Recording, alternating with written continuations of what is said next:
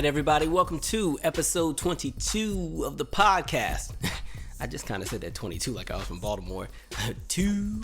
It's so crazy. I have this coworker that's from Baltimore, and every now and then that accent jumps out, and so he'll say certain words, and it always just cracks me up. We were definitely talking about our employee performance reviews one time. He's like, make sure you guys all having your reviews are due on Tuesday.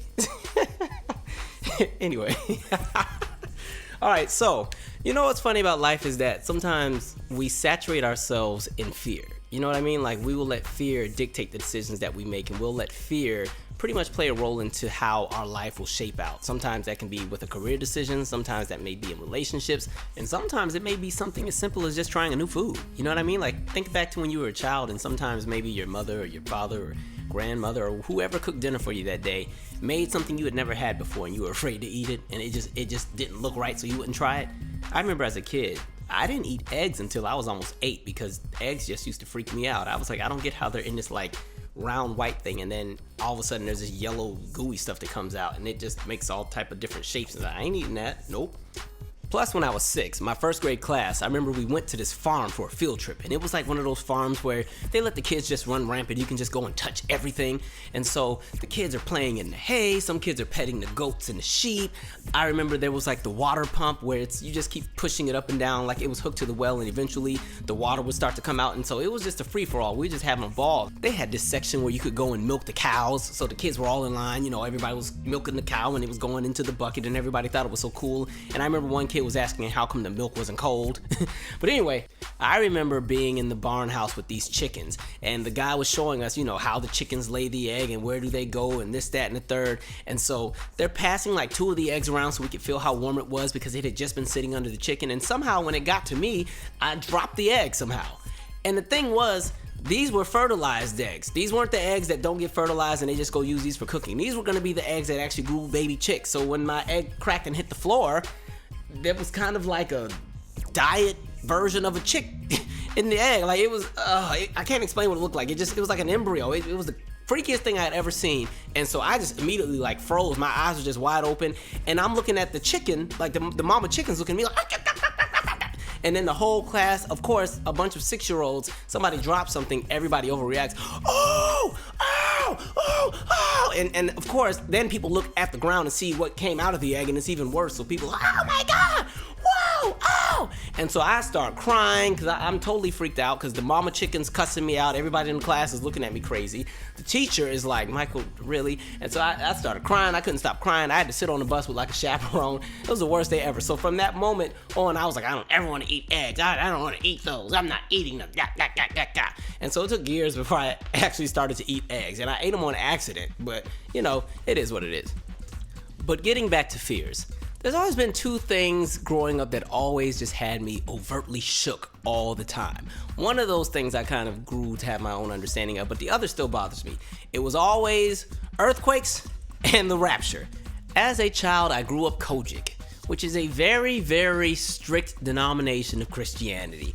You know, there's a lot of rules, and everything is very orthodox, and everything is also very punitive, or at least that's how it was taught to me at the time. So my introduction to, I guess, would be God and the Bible and everything was always, you know, do this or you go to hell. Do this or you go to hell. Do this or you burn. This will get you sent to hell. Everything was a sin. There were certain songs we weren't allowed to listen to sometimes, and I didn't get the trick or treat until I was 14, and at that point you're too old. So I remember all of those younger years where, you know, you'd see all your friends, you know, in the neighborhood coming and knocking on doors, and my mom might be nice enough and let me pass out candy, but I could never go trick-or-treating or anything like that. I wasn't allowed to watch Pokemon because it meant Pocket Monster, and I remember one of my friends, this kid Aaron, had like Pokemon cards, and I remember he would let me borrow the ones he didn't want anymore, and we were so stupid at that age because remember, like with any kind of cards, whether it was basketball cards or baseball cards or even Pokemon cards, the cards always had to be super, super like crisp and clean. And so he would give me like the Pokemon cards that got all bent up. And then I remember we would get the iron and try to iron them to keep them all straight and flat. And of course, it just would mess up the finish on the card. But yeah, so we couldn't do Pokemon. I wasn't allowed to read Harry Potter. You know, it's funny looking back because now my mother is loosened up so much. And I'm like, Mom, you realize how much stuff I was not allowed to do back in the day? Yeah, you see what kind of childhood you gave me. But anyway, I always say my childhood is what ended up building my humor, so it all balanced out in the end. But one time when I was 7 or 8, the church had this movie night. And the movie night, you're thinking as a kid, yay, movie, we're going to watch Power Rangers and Ninja Turtles or Fern Gully or Troll in Central Park, something. Oh no. This was going to be the movie to set us straight. And this was for the youth, by the way. And so the movie that they put on, it was this old movie called Distant Thunder. So the adults were in one room watching this movie called Left Behind. That's like a whole series that's really popular. A lot of people have seen various versions of that film. But us, the children, we had to watch Distant Thunder. And the thing about the movie was this. This is a movie from 1978, 79 maybe. And I don't know if you feel the same way for those who are in my same age bracket. The movies back then just used to seem so much scarier. Anything that came out between like 1976 and maybe 1987, those seem to be some of the scariest movies. Maybe because the quality just wasn't super great yet, and so the score just always had this doomsday sound. It just would have you freaked out and everything like that. It was kind of like Unsolved Mysteries. Like Unsolved Mysteries, the show was already scary enough, but the opening theme song, my God, you wanted to have somebody shook because it would show, and I'm talking about like the throwback episodes, not the later ones that just started a few years ago, and not even the ones that came out in the late 90s. I'm talking about those 1992, 93, 89 episodes where, it would show the logo Unsolved Mysteries, and then it would flash with this pink, and then in came that creepy music, and and at one point we had a house where the backyard was nothing but wood, so I always thought the killer was out back somewhere waiting to come in there and just slit my throat. But anyway, so this movie was like the most traumatizing thing I had ever seen. The movie is pretty much about like the rapture, where for those who follow Christianity or those who like read different parts of the Bible, in the Bible it talks about the rapture where Jesus would return to earth and come and take those who had lived the good life, and everybody else who was a heathen would stay behind. And or you had a second chance to try to become godlike or Christ-like and try to do better this time, but you just had to make sure not to get the mark of the beast. And so the movie's about this girl who, she had been told that the rapture was coming. She didn't take it seriously, and then it came. So all of her friends and stuff disappeared, and she ended up in this situation where in order to survive, like in order to buy groceries or do anything, you had to get the mark of the beast. But if you got the mark of the beast, you would go to hell. And so she didn't want to get it because she knew she wanted to go to heaven. And part of the thing with the rapture was that you would have to survive those years on earth before Jesus came back again, and you had to make sure you didn't have the mark. And so, the movie follows her, and in the end, her head gets cut off or something like that at the end. Like, that was the most traumatizing thing. I'm 7 years old, shook. Oh goodness, I cried in the car ride. I was a crybaby back then, to be honest. The whole car ride home, I was just crying because I was thinking of all the things I had done wrong in life and how I wasn't gonna go to heaven. Like, I was like, man, this is just absolutely crazy. And it was so funny because I remember when we lived in Italy, I was about 9 years old, and I remember I had came home. And my parents' car was outside. Like, the Jeep was outside, and I went in the house, but my parents were not in the house. I could not find them. And so I'm freaking out because I thought the rapture had come, and I didn't get into heaven. I'm like, oh my God, what did I do? So I'm thinking back to everything I did at school that day. I'm like, man, I did push so-and-so off the swings that day. Man, that must have been the final straw for God. I'm sorry, I don't know what oh my God, what am I gonna do? What am I gonna do? And then, like, my little brother wasn't even in there, and he was bad as Lord knows what at the time. He was like 2.5 or something. But I'm like, wait, he got in? Wait a minute. And so I'm over here panicking, so I run next door, and I start knocking on the neighbor's door. This lady, Miss Jenny, who lived next door to us, because sometimes she would babysit Marcus. And when I got in the house, my parents and Marcus were at Miss Jenny's house. And so when I realized it was them, I just was like, oh my gosh, I thought the rapture had come. And they all just busted out laughing. They thought that crap was so funny. I was like, really, like my introduction to religion and Christianity was so punitive. I just was shook. So as a kid, yeah, like the rapture, that was one thing that always just had me terrified until I was about like 13 or 14. And then I had my own understanding. And I built like my own relationship with God at the time. Because like, man, it's crazy though, because like even as an adult, if I'm ever doing something that I should not be doing, for some reason, like gospel songs always just pop into my head every single time. If it's one of those, you get those DMs that come after 1 a.m. and you get in the car to go pay a visit, like literally there'll be a gospel song in my head while I'm walking to the car. I'm like, dang, you know what? Is this worth it? Like literally, I think back to being like, okay, this is a little too much information, but I think back to being like 12 and trying to watch the adult content on a computer. And mind you, this is back before like broadband and wireless, so or Wi-Fi. So of course the internet was slow and you still needed, you'd have to dial up and pray to God that nobody needed the phone. And yeah, so you'd sit there and wait 59 minutes for 2 minutes of the video to load. And while I'd be sitting there waiting for the video to load, of course, there'd be like a gospel song that popped up in my head. And then they would just make me like, I forget, I don't even want to watch this no more. So, as a child, that was the fear that had me, was like the rapture. But as I got older, and even today, the thing that shakes me now are earthquakes. And it's so crazy because I've been in a handful of them, but for some reason, I'm just always shook when they show up. I think it's because they happen so unexpectedly, and there's no way to really prep for one. They just kind of happen. One of the things I've been learning to work on with myself personally is understanding that I'm not in control of everything, and sometimes not even anything. And really the one thing that I can control when something happens is how I respond. And so I think because earthquakes come so unexpectedly and there's not really a way to just kind of manage or deal with them, they just show up unexpectedly. And I think that the lack of control is what freaks me out. I think that's why a lot of people also have a fear of flying. Some people aren't afraid of heights, but the idea of being on a plane and if something happens, you're not in control of how to save yourself. You're all at the hands of whoever's flying the plane. I think that's one of the reasons some people also are afraid of flying. So here's my beef with earthquakes. They really just show up unannounced. They really just punk the mess out of everybody. You know what I mean? It's like, I don't know, you're a circus performer and they have you hanging 600 feet from the ceiling, getting ready to do some very complicated stunt that involves fire and flames and I don't know, a lion or something. And everything needs to go right or you're going to end off with no head and your body's going to be charred. And then literally as you're doing the stunt, the earthquake shows up like, what's up? Shake, shake, shake. And just messes up everything. It's like you're a server at a restaurant and you've been dealing with this very difficult party of 25 people that are doing a retirement party and they're pissed off because the food is taking too long. And finally, the food is here and here you come with all the food on that one big tray under one hand and then boom, here comes the earthquake again. What's up? Shake, shake, shake. You're a top-notch surgeon and you're separating conjoined twins and it's a very delicate surgery. It's been going on for 30 hours. And just as you're getting ready to make a very, very vital incision, guess who shows up? Mr. Earthquake. What's up? Shake, shake, shake. Shake, shake, shake, shake. That's the one where they want to really shake the table. Now, for me personally, I slept through most of the ones that I've been in, but I have been in some larger ones that I remember. I think really when it comes to earthquakes, a lot of it is all in my head. I'm really psyching myself out a bit, and most of it has to do with more so how it all was just introduced to me. I'll always remember the first time I met my grandfather. I didn't get to meet him until I was 8, but he lived in LA. And when we went there, I just remembered this conversation my grandfather was having with my parents about how the Northridge quake of '94 literally almost destroyed his house because he lives in South Central LA, and he was talking about how the quake was so bad, the house got shaken off the foundation and they had to do all this other stuff to fix it up. And I was like, wow, that sounds horrible, because my only memory of an earthquake at that point was this one we had when I was in first grade, but I slept through it and it was like a small earthquake, and I was so mad I didn't get to experience it because everybody in class was talking about how fun it was and how I was jumping on the bed and then it just happened, and oh, my dog just kept making all this noise and running in circles, and I'm like, I want to experience that too, just all left out of the loop. So I wanted to have the fun earthquake too. So that was all I knew about earthquakes. So when I heard the story about my grandfather in the house, I was like, wait a minute, they can do that?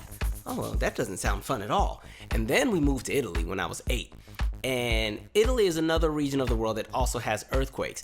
And so, fortunately, while we were there weren't really any earthquakes that I can remember. There were still earthquakes in the country, but the specific region that we lived in, there wasn't really any seismic activity. We lived in the Veneto region, and we lived in the city of Vicenza, which is maybe 30-40 minutes from places like Verona and Venice, and not too far away from Milan. We're up north, bordering Switzerland and Austria.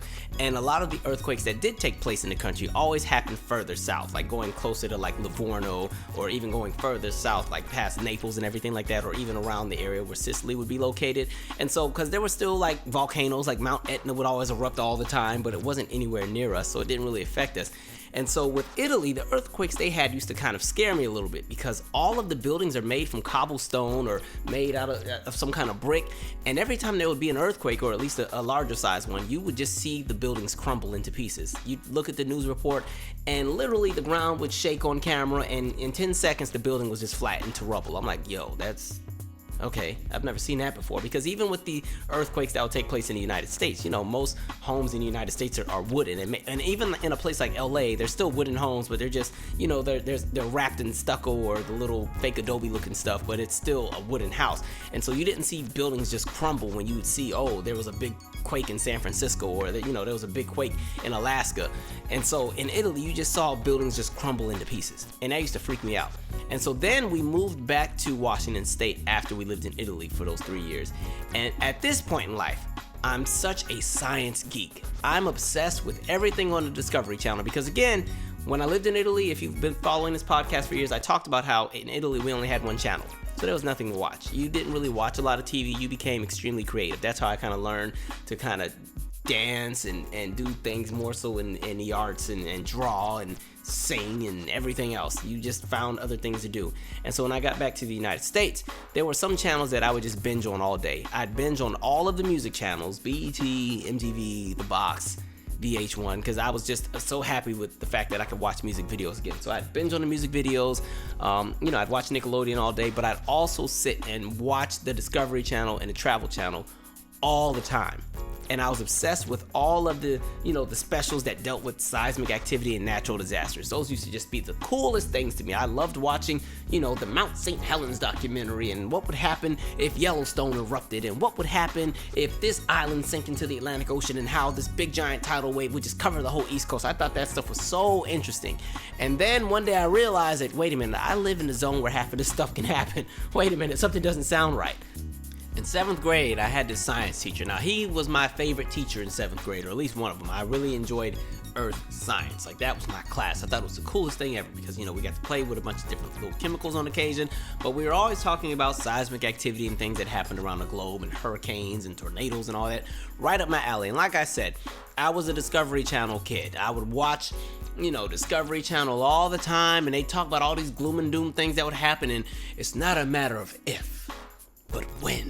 So there was this random day, I had been watching this Discovery Channel special, and it started talking about Mount Rainier, which is this active volcano that sits about 40 miles from Seattle.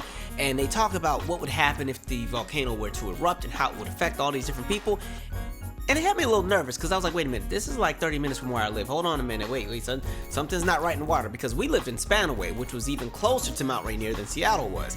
And so I'm like, wait a minute now, I'm a little nervous. So I went to class, and again, like I said, the Discovery Channel always does that. It's not a matter of if, but when. And I mean, that set with me all night. So I was like, oh, we need to settle this right now. Let me get a word from the expert, because my science teacher knows all of this, and he'll be able to, I'll sleep better after talking to him. So I go and I'm like, Mr. Daniello, look, I saw this on Discovery Channel, and they said this was going to happen and that was going to happen. Is that true? And he was like, well, could happen any day. Could happen today. Could happen tomorrow. Could happen in 1,000 years. I'm like, wait a minute, huh? What are you talking about? And so he starts talking about just Washington in general. So here's a quick little history lesson. I'm going to try to piece this together the way he told it to me. There's a lot of information to remember, so sit tight. So he goes like, well, Washington State. I know we always talk about California and earthquakes, but you know what? The whole West Coast, it just sits on the Pacific Ring of Fire, and there's a lot of seismic activity that includes earthquakes and volcanoes. And back in 1700, there was this really big earthquake. They believe it went up to maybe about a 9.2. It was so big that it caused this giant tsunami in Japan, and it's even documented in Japan's records. But that was a part of the Juan de Fuca plate, because it slid under the North American plate, and it made this giant earthquake, and the quake allegedly lasted for about 10 to 15 minutes. I was like, 10 to 15 minutes? Because when you think about it, that's a lot of shaking. Usually earthquakes that you see on the news, it might go for 1 or 2 minutes. 10, 15 minutes? Wait a minute, what would be left? And so, yeah, he starts talking about that, and he's like, as a matter of fact, we're actually due for another one. What? Wait a minute. Yeah, it would actually be pretty crazy because, pretty much long story short, he's like, we have the Strait of Juan de Fuca plate. That's a part of the Cascadia subduction zone, and it borders the North American plate. And what's happening is the Strait of Juan de Fuca plate is sliding under the North American plate. And so because the world is built with a bunch of different plates, the plates are always shifting and moving and trying to settle. And I'm like, well, when do they settle? Because Earth done been here for a few billion years. And he's like, well, you know what? Each time they move, it just kind of shifts everything. Look at it like a game of Jenga. Every time you move a piece, more pieces just shift around, and before you know it, everything is unstable. And I was like, wait, so are things worse or better now since the plates have been moving for millions of years? Well, you never know. You still see volcanic eruptions, don't you? That means everything is unsettled. I'm like, okay. So, what would happen if, I don't know, this earthquake happened to go off? And he's like, well, first of all, you need to realize that we're surrounded by 5 volcanoes. Huh? 5? I knew about Mount St. Helens, and I knew about Mount Rainier. I was like, what do you mean 5? And he's like, yeah, there's Mount Rainier, that's the closest one, and there's Glacier Peak, and there's Mount St. Helens, and there's Mount Baker, and there's Mount Adams. Okay, so wait, let me get this straight. So we're sitting in this subduction zone that's pretty much a ticking time bomb. You're telling me that it's capable of, creating an earthquake that would rank at about a 9.0 on the Richter scale. Now that's way over the San Andreas fault over in California that everybody's afraid of. San Andreas, the largest it will be is about a 7.8, close to an 8.0 magnitude. This fault is like a 9.0, kind of like the one they have in Alaska. So I'm like, wait a minute, so that would happen? He's like, yeah, and so if that happens, it could actually trigger volcanic eruptions. All 5 of the volcanoes could erupt depending on how big the earthquake is. Okay, so what would we do? There wouldn't be a lot we could do. We'd be surrounded. And he's just sitting here laughing, and this was like the coolest conversation for him because, of course, we're middle schoolers. Middle schoolers don't care about anything, let alone earthquakes and science. But here I am, just this overly inquisitive kid who watched something on TV and now they're shook and they're just trying to make sure they won't be dead tomorrow. And of course, for him, this is just a great conversation because nobody else is going to talk science with him all day. And so he keeps going because at this point I'm like, okay, so there's this big earthquake that comes and there's these volcanoes. And then he's like, but you know what? Then there's more to even think about because then you also have the possibility of tsunamis. I was like, wait, like tidal wave? Yeah, tsunamis, of course. With a big earthquake of that size, it would definitely shake the oceans and, water, it could flood everywhere. I'm like, great.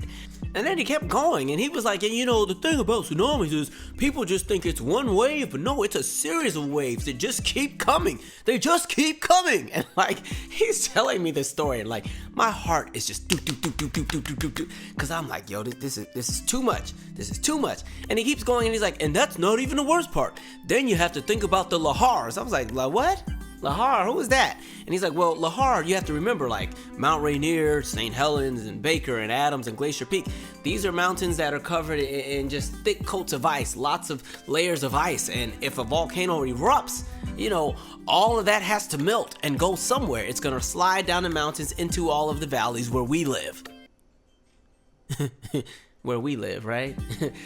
Great. Yeah, okay, so now we're also going to be flooded out. And he's like, yeah, and then you also have the pyroclastic flow. Oh my God, how many layers are there to this whole eruption thing? I thought a volcano or whatever, there's just the eruption and you go home. He's like, no, the pyroclastic flow, that's all the energy being released from the earth out into the atmosphere. If you've ever seen the cliffs of Mount St. Helens, that's where you see all the trees get blown over.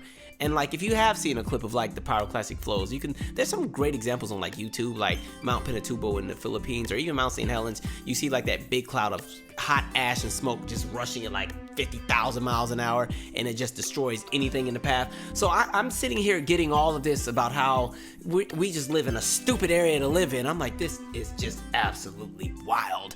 What the heck? And he's like, yeah, and if the volcanic eruptions are big enough, they could block out the sun, and, we might not have light for days, and then crops would die, and, that's one of the things they believe may have killed the dinosaurs. There may have been a super eruption from one of the super volcanoes like Yellowstone. I was like, wait, Yellowstone is a volcano? He's like, yeah, it's a big giant super volcano. If that erupts, it would literally cover half the country in ash.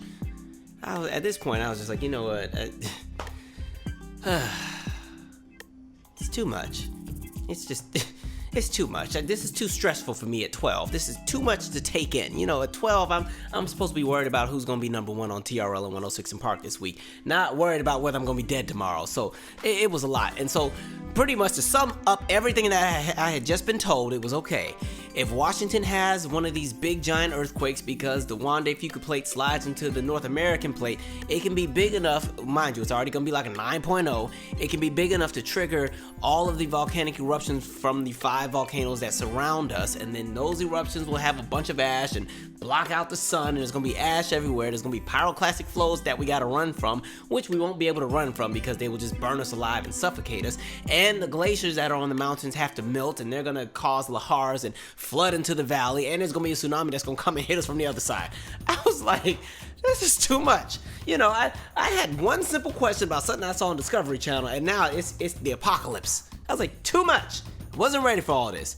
At this point, I'm like, yeah, let me get out of this state. I don't want to live here no more. So let me start counting down. I'm in 7th grade right now. All right, I got about 5 more years. Let me make sure I go to college all the way on the East Coast. Way, way, way on the other side, because this ain't it at all. And it didn't help that in this class we always talked about earthquakes all the time, and he would tell all these stories about how he was in Guam when they had this earthquake that was an 8.0 and so on and so forth. And the thing was, he was somebody who just wasn't afraid of anything. Things that would be very terrorizing to other people he thought was cool. Like, I remember we talked about when the atomic bombs were dropped, and he talked about it from a perspective of, oh, it would have just been so cool to see an atom split in half. I'm like, yeah, but a lot of people died, and then more died in the long term from the radiation and the cancers and everything else like that. And then we saw the emergence of a bunch of countries all try to develop a similar weapon so we could all use it on each other. I don't know how cool that is. And so, anyway, and then came the day of February 27th, 2001. And I'll always remember, I was in 7th grade and I was in the cafeteria. And I went to this middle school, or actually it was junior high because it was 7th to 9th grade. I went to this school called Cedar Crest Junior High. And so I'm in the cafeteria and there was this girl, Valerie. Valerie was the big sister to one of my really good friends, Chris, who lived down the street. Like, there were only so many black neighbors we had, but they were one of the families that were in the neighborhood. And so, of course, I was really tight with them. And my mom would always send me to their house to go, and I don't know if she needed some extra seasoning for something she was making. She'd send me down there. You know, go over there, Valerie, in them's house, see if they got a potato. I'm making chitlins. I don't want the house to stink. And so I'd always be sent over there and everything like that. And like, me and Chris were just super, super tight because we were tight while we were in elementary. And so there was this pond that was behind our neighborhood, and we used to go to the pond and try to catch the bullfrogs or try to go fishing. And I had a dog at the time, this dog named Cisco, or we would take Cisco out there to let him run around and try to chase ducks and everything. Like, so me and Chris were super tight. I didn't know Valerie that well. And then when I got to middle school, because she was only 1 grade older than me, I was like, oh, she's only in 8th grade? Because we thought she was a lot older. True story. My mom thought Valerie was like 19 or 20, and so she paid Valerie to babysit me and my brother. Mind you, me and Valerie were just 1 grade apart. And so while we're in middle school, I was in 7th grade, she was in 8th. She came over to babysit us when my mom and my dad went to this banquet. And then she in here talking about go to bed. It's like, Valerie, if you don't go somewhere. But no, Valerie was always cool. But anyway, back to my main point. So I'm in the cafeteria eating, and you know, I have my Hawaiian punch and my little nachos and fries, whatever I was eating. It was probably some really, really bad combination of food. Because in 7th grade, like, I didn't do the actual like lunch program they had. The way that the school was set up, you could either go and do the little lunch program where they would give you the tray with all of the different food groups, or you could go to the other side and, you know, you could just piece together your own meal. And so normally I would get like fries and pizza, or fries and chicken nuggets, or nachos and fries, some weird combination. But anyway, I'm sitting there eating the food, and there's this girl, Chandrell, who was actually in my same grade, but she was having this big giant argument with this other girl, Shelly, who was an 8th grader, or maybe a 9th grader. And so Valerie, Chris's sister, Valerie is the type of person who will have your back if she rocks with you, no matter what. Like, if she sees you caught up in something, she's gonna come and break that mess up and jump in and make sure that you're good. Like, she's just always been that kind of person. Don't come at her sideways. Don't come at anybody sideways who she has a respect for, because it will not end well for you. And so Shelly and Chandrell are having this argument, and then I just happened to look because Valerie was at the table across from me, and I just see her stand up and say, Chandrell! And I'm like, huh? And next thing you know, Valerie just runs past Chandrell. I mean, she just wails on this Shelly girl. Shelly just, poor Shelly. Girl didn't stand a chance. Valerie was dragging, going, whack, whack, whack, whack, whack, whack. And this is like the first fight that I have ever seen. Of course, I always had the fights with my cousins and everything else like that, but I mean like a fight with older teenagers where furniture and stuff is getting broken. I mean, Valerie picked the girl up and slammed her on the table. Boom! I'm like, oh, wow. And everybody in the cafeteria is just like, whoa! Wow, and this is before the days of pulling out the cell phone. So when there was a fight, you actually were watching, and of course, you know, if you were fortunate enough to witness it, then you were going to be the news reporter for the rest of the school the next day to tell everybody what happened, or the next class, or whatever, everything like that, you know. And so, and the poor staff is just going through it trying to break up this fight, because this was one of those fights that moved. Have you ever seen like a fight? And by the way, I'm not trying to promote violence, but listen, this is what happened. I'm just telling a story. But have you ever seen one of those fights that just travels, like it moves around? Like, this fight moved around the whole cafeteria. It wasn't something that was stationary where it was pop, pop, pop, pop, pop, and we went home. No, I mean, they were traveling and pushing, and they moved from one side over to by the vending machines, and then by the stairs, then by the elevator, and then on this side. And the poor staff was just getting tossed around. All the lunch monitors are smaller than Valerie, and so, you know, they're getting pushed in the trash cans and everything else like that. And for me, I had never seen anything like this, and I had never seen that side of Valerie. I was like, man, I probably should have went to bed when she told me to go in there and lay down. Lord. But and so It was so bad, we all had to leave the cafeteria and just go straight to class. Like that's how much Valerie wrecked that whole cafeteria. I mean, nobody ever messed with Valerie after that. You just knew, don't mess with, actually that whole family in general. Like they all used to fight. It was like 5 or 6 of them. Cause sometimes Chris and Valerie used to get in fights when I was over at their house, and I'm like, those fights I would get into with my California cousins or even my little brother were nothing in comparison to what Valerie and her siblings used to do to each other. There was like a bunch of them, and I mean, I remember one time somebody threw an iron at the other. I'm like, yo, okay. All right, okay, right, okay. I remember this one time when we were like 13 or maybe even 14, Chris had got a BB gun for his birthday, and I thought it was so cool because we were like shooting the cans off the fence and everything like that, and I wanted one so bad and everything like that. And so my dad ended up getting me one, but this one time we were at Chris's house in his room, and he also had like a hand version, like a handgun that was a BB gun, and so we're running around popping each other with it and everything like that. And so then he pulls out the new BB gun that he has, and it's the one that you can pump, and it has the CO2 in it and everything like that. And so I remember he did like 2 little pumps and shot it at me. I'm like, hey, but you know, it wasn't anything like it was gonna pierce you. We weren't doing enough of it. Mind you, we're like 13 and 14-year-olds that think we're invincible, and we would do stupid things. I'm not telling anybody to go and do the same thing. And so he had popped me, and so I got mad, and so I took mine, and then I popped my, pumped mine 3-4 times and shot him in the back with it, and then it actually went through his shirt, and like it didn't like go through him, but it definitely was lodged in his back. I was like, oh shoot, oh crap. And we were trying to figure out how to get it out. And he's like, let me get you back. Let me get you back. I'm like, you ain't getting me back. You hit me first, I got you back. We done. It's even. No, you gotta let me shoot you back. I was like, man, when I tell you I left his house and didn't go back for like 2 weeks, cause he was serious. He was like, he wanna get me back. I'm like, hell nah. Nope, I ain't doing that. I don't wanna play no more. But to bring everything back full circle, remember in the beginning of this episode how I said anytime I would do something I wasn't supposed to be doing, I'd always start singing gospel songs. In addition to that, anytime that something crazy happened, I always felt that we would always have to pay for it in some kind of way. You know what I mean? Like it would come back. Pretty much, whatever went into the universe was gonna come back another way.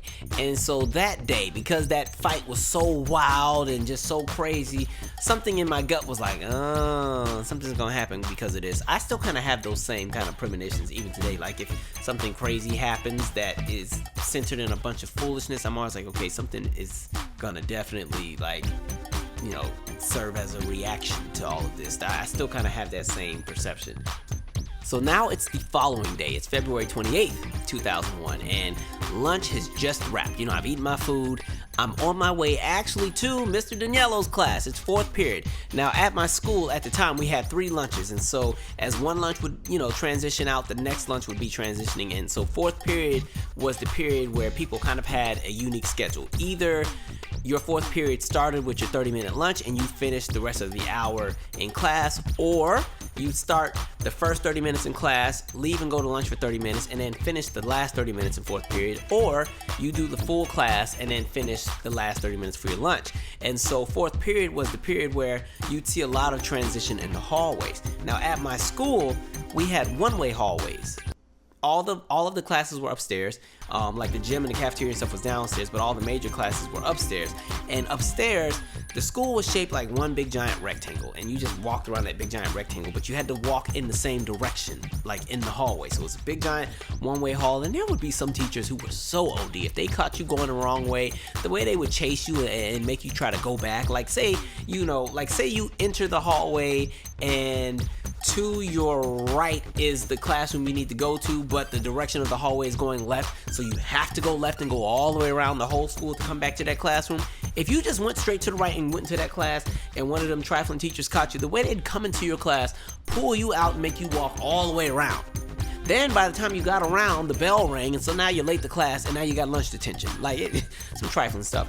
So I'm walking to class, and of course, because I had a front row seat to the fight, because there were some kids who did not see it, and there's no footage of it because we don't have cell phones with cameras, and nobody was carrying a big camcorder to record it. I'm in the hallway just talking all this trash about the fight, like, yeah, I was right there, and I told Valerie, just chill. I was trying to hold her back, and she jumped over me and did like a backflip and landed into the table. And then, she grabbed Shelly by her hair and slammed her face into the table. And then the principal tried to get into it. And then Valerie kicked Tim. And, you know, I'm egging on. I'm adding so much to the story, and I got people listening to me and so on and so forth. And so while we're walking, you hear this loud noise. It sounds like a plane. And mind you, we lived by a military base. And so there would always be big giant planes that flew over our homes and our school all the time. Like Fort Lewis and McCord Air Force Base were right there. So there'd always be these big old giant bomber planes that would always fly over. Or you'd always hear the tanks and stuff when they would be shooting off the artillery and then boom and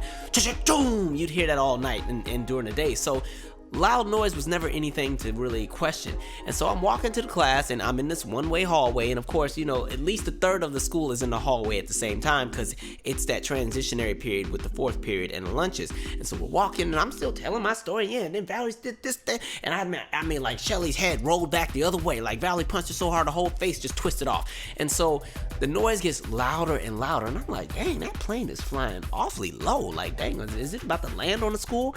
And next thing you know, because mind you, we're upstairs, you feel the ground start to move. I was like, wait a minute, nope.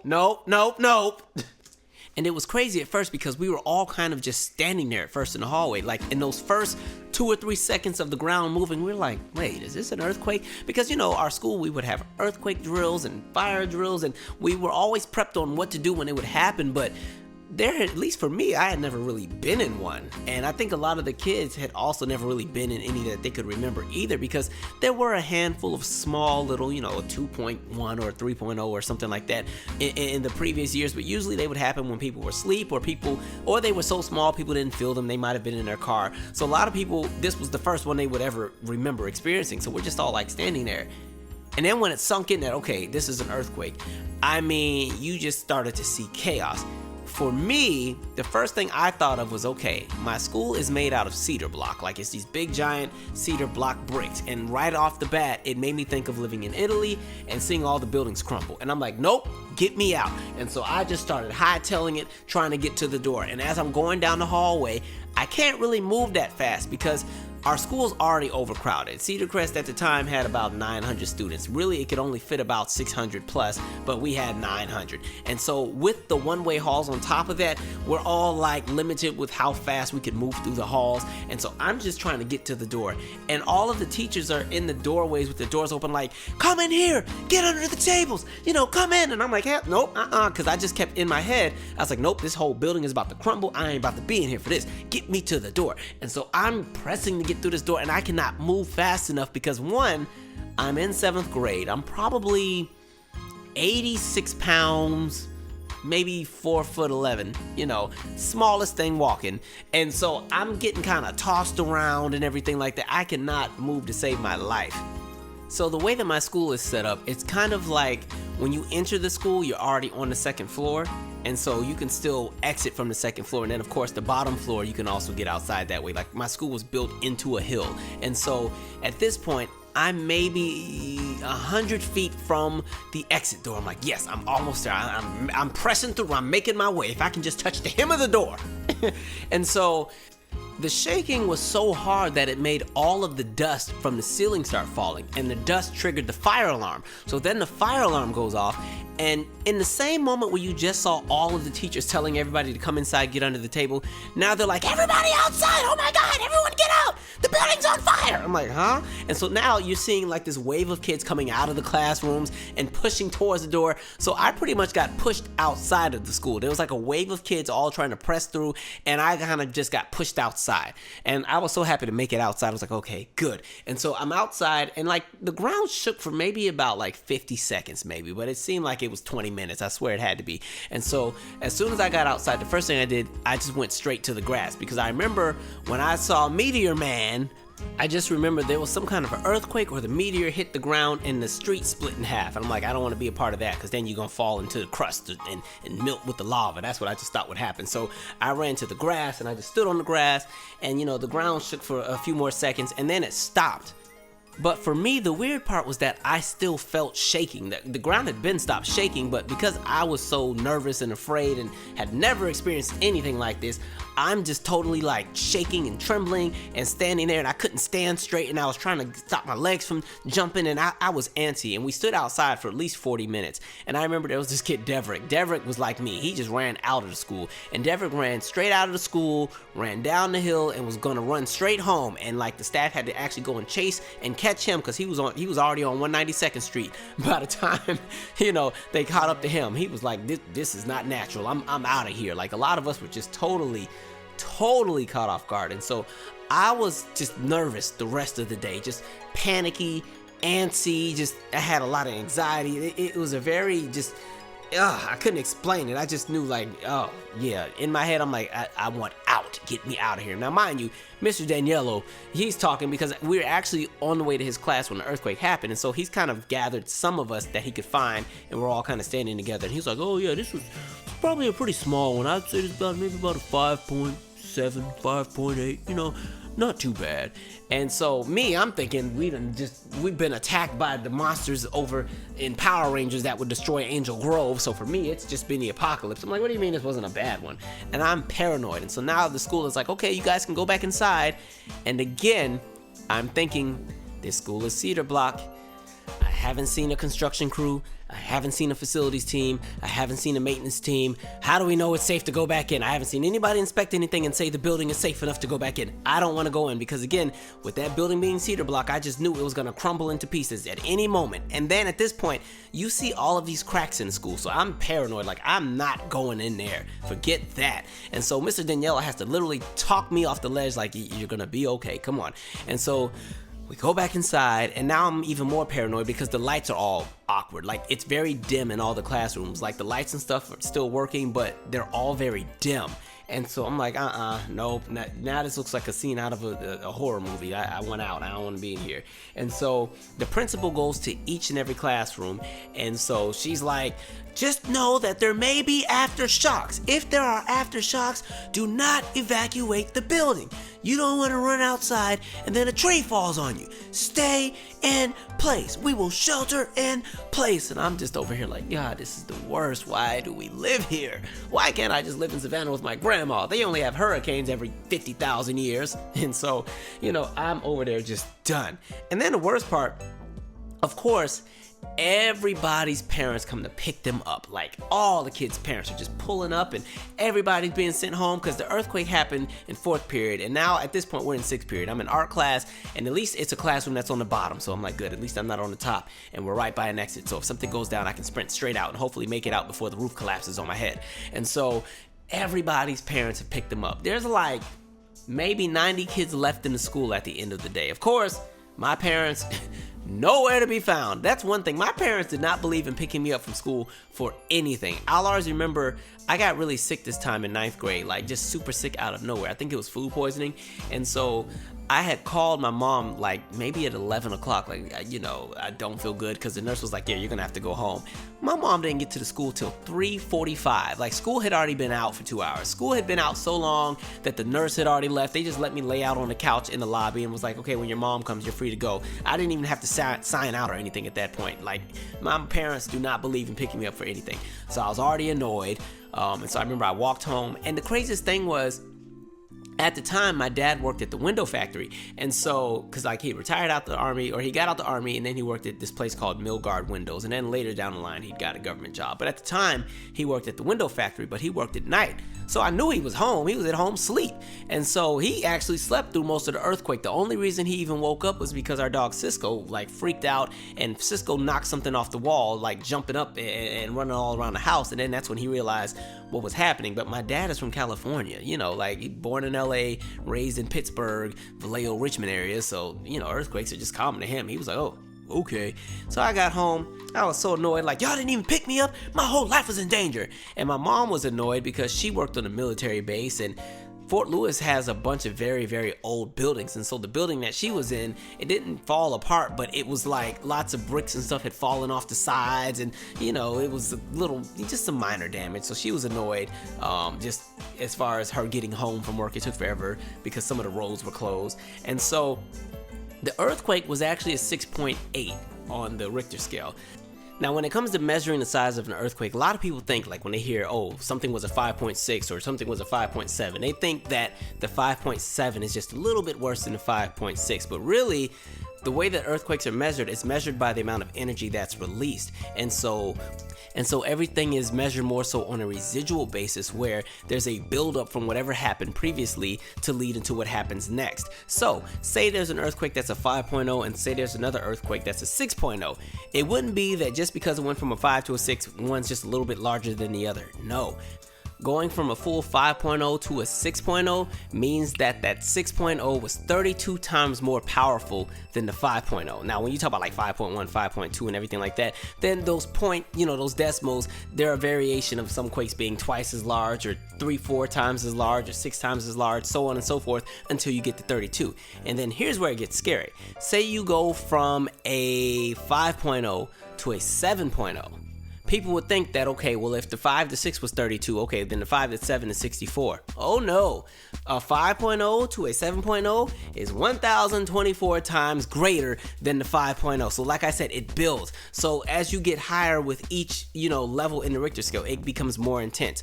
Fortunately for us, the 6.8 that we experienced, the epicenter, it was in, I forgot which part of the state it was in. It was closer to like Olympia, Washington, but it was 40 miles below ground, so it wasn't a surface quake. And because it was so deep, there wasn't a whole lot of damage. I think there was like $2 billion in damage in the area, in comparison to something like the Northridge quake, which was a 6.7, but it was pretty much a surface quake, and they had $20 billion in damage. That's when you saw like the overpasses collapsing and all kind of fires and everything else like that. So the amount of distance that the quake is centered when it comes to how deep it is in the earth also plays a role. And so I'm over here paranoid thinking, okay, well, at least that was the big one. We got it out the way. I guess I don't have to move, y'all. All is well. We already had the big one. I'm good. We're good. There's not too much damage. Everything's good. As a matter of fact, only one person died, and they didn't even die from the earthquake. They actually had a heart attack, and that's what killed them. So I think we're good. And there's no volcanoes erupting. There's no lahar.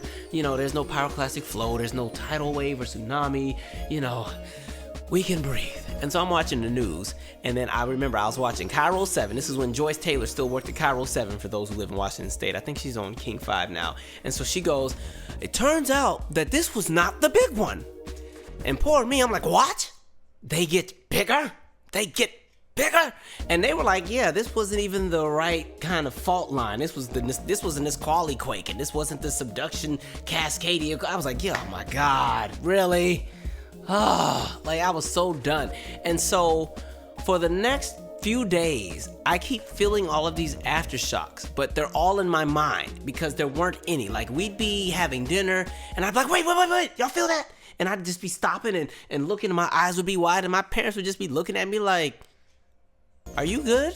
And I'm like, no, y'all don't feel that? There's a quake. And then on top of that, anytime I heard one of those military planes that flew over the house, and I mean, you'd hear a plane every 25, 30 minutes, like over the house. Or then you'd hear them shooting off the artillery. I'm like, man. And so I was paranoid. And at the house that we lived in at the time, I slept upstairs, so I was already nervous about being upstairs. And then I had a futon bunk bed, so I had to sleep on the top. And so I just would always be paranoid because I always felt that I was trapped. And I would have all these dreams where we'd have the earthquake, and then I wouldn't be able to get out of the house because I couldn't get down from the bunk bed fast enough. So I was already like, really, they should have put me in therapy, because for some reason I took this earthquake to heart, and it was so much more than what it really was internally for me. I was shook. And so I was paranoid in school. Like, if we'd be in class and you'd hear the loud planes and everything like that, I'd always get up and ask to go to the bathroom, and then I would pace down the hallways and then bring myself back down like that. For some reason, the earthquake just had me really, really shook. I don't know if it was because I was in a crowded hallway, and then at one point I wasn't even on my feet, and because everybody was kind of pushing to get out the door, I kind of got carried out. I don't know if it was that.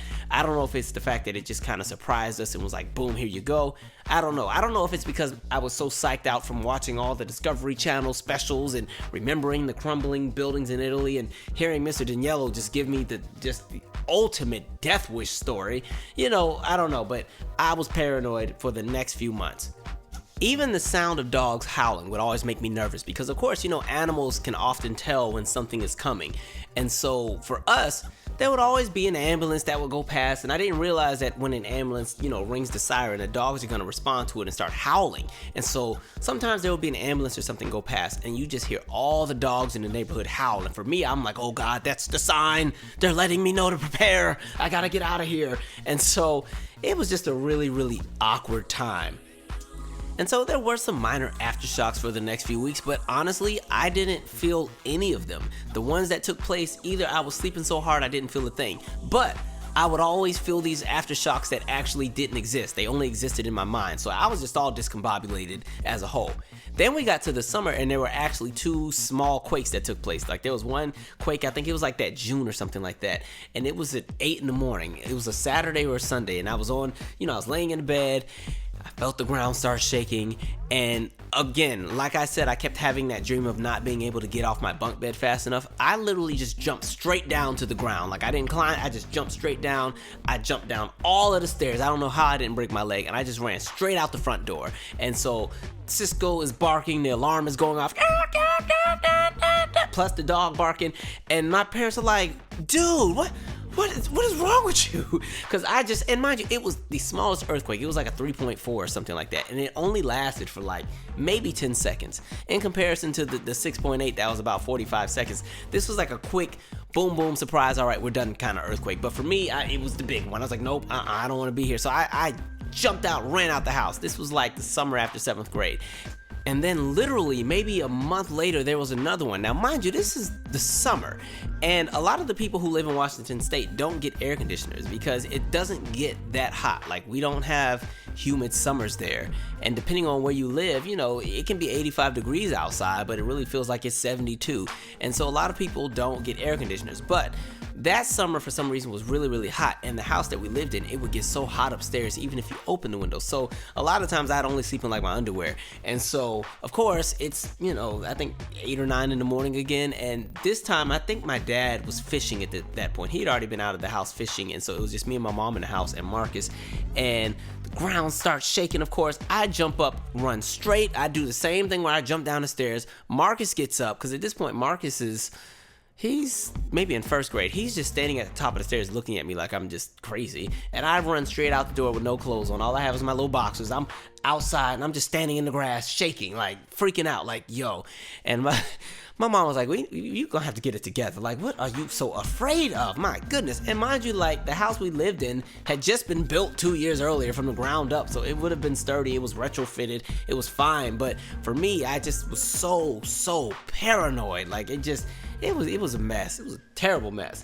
The crazy part is that even today, I still have that fear of earthquakes. It's not to the same extent that it was when I was younger, but it's still there. I'll always remember when I left for Howard, one of the reasons I was so happy to get off the West Coast was knowing that DC wasn't near any major fault lines and that, there wouldn't be any earthquakes. Like, it would be crazy because I'd be in my dorm and there'd be gunshots outside and I'm in there just sleeping good. But Lord, the thought of an earthquake, it would have me up all night back in Spanaway. And so, if you follow this podcast, I told you the story about when I started my new job. So after I finished at Howard, I went back to Washington State for about a year and a half because I was unemployed. And of course, now all of a sudden my earthquake phobia has returned. I'm paranoid. And we're not in the same house anymore. My parents had moved to a different house when I was a sophomore. And this was a split level house. So my new room was on the bottom floor, fortunately. Like, I fought to get that room because I'm like, I don't want to be upstairs. I want to be downstairs. I want to be downstairs. And so, now I'm paranoid all over again in this house about the quakes and everything. And there was actually, I think, 1 or 2, but they were so small you didn't really feel them. And so the experience of those 2 helped me to kind of ease my paranoia about it, because those 2 experiences weren't too bad. So I'm like, okay, I can get through this. I can get through this. Even though this one time I was at my friend's store, like my friend, their mom owned like a beauty supply hair store, and Barack Obama was in town. And of course, whenever the president would come in with Air Force One, the airspace is closed off. And there was some random pilot who had their little tiny Cessna and was flying. And of course, because they were in close proximity to Air Force One, they send out the fighter jets. And when the fighter jets come out, there's that sonic boom because they break the sound barrier and everything shakes. And we were in that store and I just heard boom and I felt the shaking. Oh, hell, I got to get back to DC, F this. And so I remember I ran outside. And mind you, the little sonic boom shake was just like a quick half of a second, but too much for me.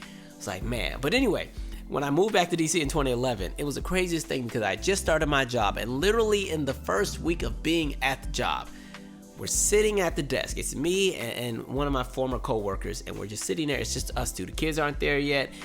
Quiet day. Quiet day. And so the landscaper guy is outside, cutting the grass, and he's cutting the grass like really close to the building. Like he's on one of those rider lawnmowers and everything. And so he's cutting, and then you hear this loud noise. I'm like, he is so close to the building. What is he doing? The next thing you know, that building started shaking. And this time I wasn't even afraid because I'm like, wait a minute. Now, I know this ain't what I think it is. These do not happen over here. I did not just fly 3,000 miles and uproot my whole life to come, and this is you gotta be kidding me. And it was so crazy. Like, that was the first time there was like no fear or anything. I'm just like, are you kidding me?